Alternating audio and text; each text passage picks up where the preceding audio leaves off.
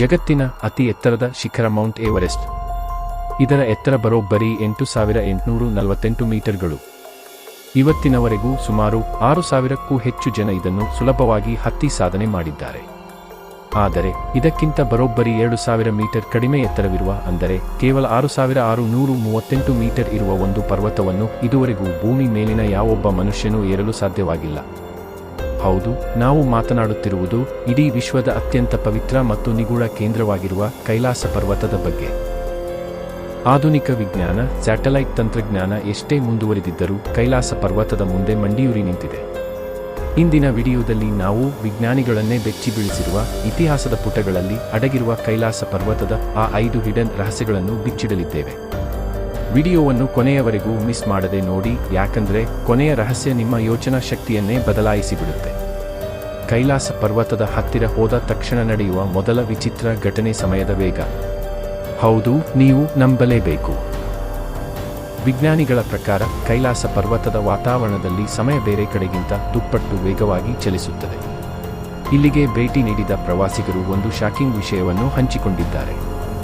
ಸಾಮಾನ್ಯ ಜಾಗದಲ್ಲಿ ನಮ್ಮ ಉಗುರು ಮತ್ತು ಕೂದಲು ಬೆಳೆಯಲು ಕನಿಷ್ಠ 2 ರಿಂದ 3 ವಾರಗಳು ಬೇಕು. ಆದರೆ ಕೈಲಾಸದ ಆಸುಪಾಸಿನಲ್ಲಿ ಕೇವಲ 12 ಗಂಟೆಗಳಲ್ಲಿ ಉಗುರು ಮತ್ತು ಕೂದಲು ಅಷ್ಟೇ ಪ್ರಮಾಣದಲ್ಲಿ ಬೆಳೆದು ಬಿಡುತ್ತದೆ. ಅಂದರೆ ಅಲ್ಲಿ ಮನುಷ್ಯನಿಗೆ ವಯಸ್ಸಾಗುವ ಪ್ರಕ್ರಿಯೆ ತುಂಬಾ ವೇಗವಾಗಿ ನಡೆಯುತ್ತದೆ. ವಿಜ್ಞಾನಿಗಳಿಗೆ ಇಂದಿಗೂ ಇದು ಪ್ರಕೃತಿಯ ಯಾವ ನಿಯಮದಡಿ ಸಾಧ್ಯ ಅಂತ ಪತ್ತೆಹಚ್ಚಲು ಆಗಿಲ್ಲ. ಇದು ಕೇವಲ ಭ್ರಮೆಯೋ ಅಥವಾ ಆ ಪರ್ವತದ ಸುತ್ತ ಇರುವ ತರಂಗಗಳ ಪ್ರಭಾವವೋ? 1999ರಲ್ಲಿ ರಷ್ಯಾದ ಪ್ರಸಿದ್ಧ ಕಣ್ಣಿನ ಸರ್ಜನ್ ಮತ್ತು ಸಂಶೋಧಕರಾದ ಡಾ. ಅರ್ನ್ಸ್ಟ್ ಮುಲ್ದಶೇವ್ ನೇತೃತ್ವದಲ್ಲಿ ವಿಜ್ಞಾನಿಗಳ ಒಂದು ತಂಡ ಕೈಲಾಸದ ಬಗ್ಗೆ ಸಂಶೋಧನೆ ನಡೆಸಿತು. ಆ ಸಂಶೋಧನೆಯ ವರದಿ ಇಡೀ ವಿಶ್ವವನ್ನೇ ನಡುಗಿಸಿತ್ತು.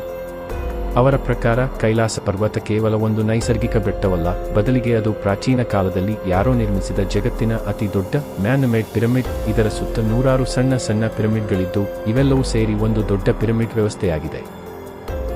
ಇನ್ನೂ ಆಶ್ಚರ್ಯದ ವಿಷಯ ಅಂದರೆ ಈ ಪರ್ವತದ 4 ಮುಖಗಳು ದಿಕ್ಸೂಚಿಯ ಉತ್ತರ, ದಕ್ಷಿಣ, ಪೂರ್ವ ಮತ್ತು ಪಶ್ಚಿಮ ದಿಕ್ಕುಗಳಿಗೆ ನಿಖರವಾಗಿ ಮುಖ ಮಾಡಿ ನಿಂತಿವೆ. ಪ್ರಕೃತಿಯಲ್ಲಿ ಇಷ್ಟೊಂದು ನಿಖರತೆ ತಾನಾಗಿಯೇ ಬರಲು ಹೇಗೆ ಸಾಧ್ಯ?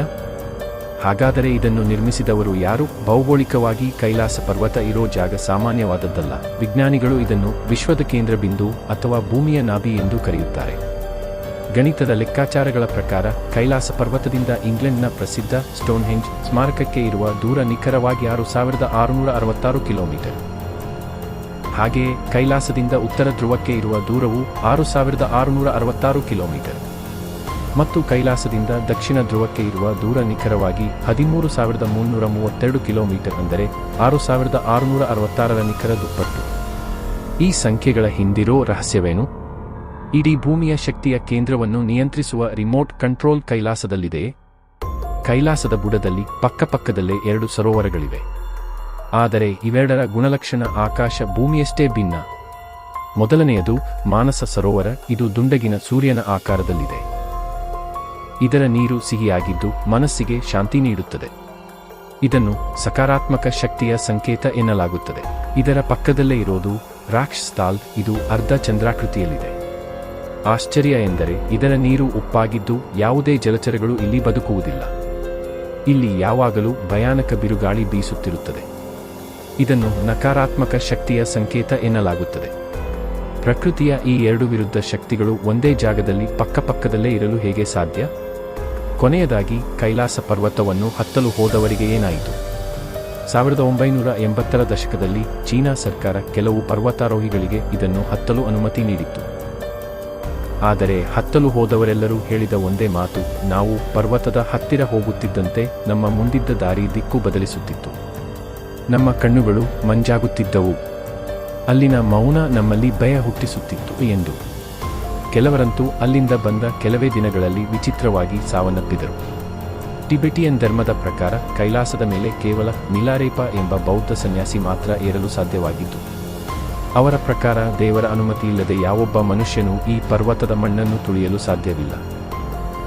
ವಿಜ್ಞಾನಿಗಳಿಗೆ ಇದು ಕಾಂತೀಯ ಶಕ್ತಿ, ಅಂದರೆ ಮ್ಯಾಗ್ನೆಟಿಕ್ ಫೀಲ್ಡ್ ಇರಬಹುದು ಎನಿಸಿದರೆ, ಕೋಟ್ಯಂತರ ಭಕ್ತರಿಗೆ ಇದು ಸಾಕ್ಷಾತ್ ಪರಮಶಿವನು ತನ್ನ ಕುಟುಂಬದೊಂದಿಗೆ ವಾಸಿಸುವ ಪರಮ ಪವಿತ್ರ ಧಾಮ.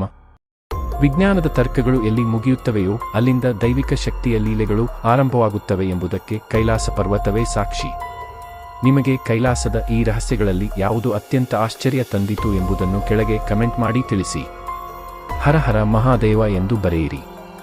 ಈ ಮಾಹಿತಿ ಇಷ್ಟ ಆಗಿದ್ರೆ ಲೈಕ್ ಮಾಡಿ, ನಿಮ್ಮ ಸ್ನೇಹಿತರೊಂದಿಗೆ ಶೇರ್ ಮಾಡಿ. ಇಂಥದ್ದೇ ರೋಮಾಂಚನಕಾರಿ ವಿಡಿಯೋಗಳಿಗಾಗಿ ನಮ್ಮ ಚಾನೆಲ್ಗೆ ಈಗಲೇ ಸಬ್ಸ್ಕ್ರೈಬ್ ಆಗಿ.